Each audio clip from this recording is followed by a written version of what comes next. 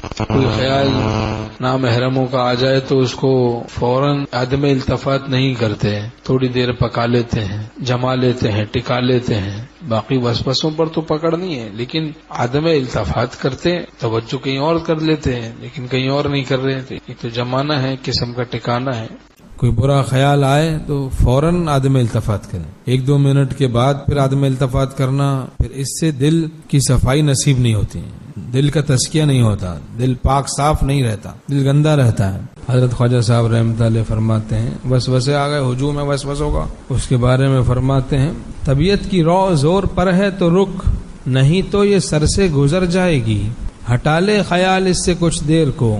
یہ ندی چڑھی ہے اتر جائے گی۔ بس یہ ہر وقت تو نہیں چڑھی رہتی، تو بس جہاں توجہ چلی جائے غیر اللہ کی طرف، کسی بری بات کی طرف، کسی نامحرم عورت کی طرف، کسی برائی کی طرف جس سے دل گندا ہو، کسی کی شکایت دل میں آ رہی ہے، کسی کی برائی دل میں آ رہی ہے، کسی کا بغض دل میں آ رہا ہے، کسی کی حقارت دل میں آ رہی ہے، اس طرح بری چیزیں جو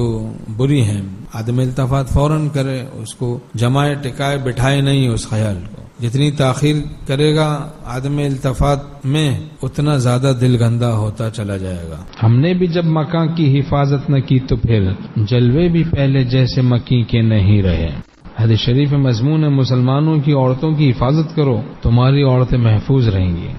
دیکھیں تنہائی ہو تو پھر اور تعلق مع اللہ بڑھنا چاہیے۔ اللہ کے دوستوں کا تو یہ حال ہوتا ہے، ایک ہم لوگ ہیں تنہائی ہوتی ہے تو بدماشیاں سوچتی ہیں، تنہائی ہوتی ہے تو بدماشیاں سوچتی ہیں، یہ شیطانی تعلق کی علامت ہے۔ اب وہی ہمارا حال باطن کا مثل چمگادڑ کے ہے، ظلمت ہی ظلمت، گندگی خوری، گندے خیالات، نامحرموں کے ساتھ تعلقات، دلی خدا کے ساتھ تعلق نہیں ہے بھائی، دلی نکالو یاد حسینوں کی دل سے اے مجذوب، خدا کا گھر پیش کے بتا نہیں ہوتا۔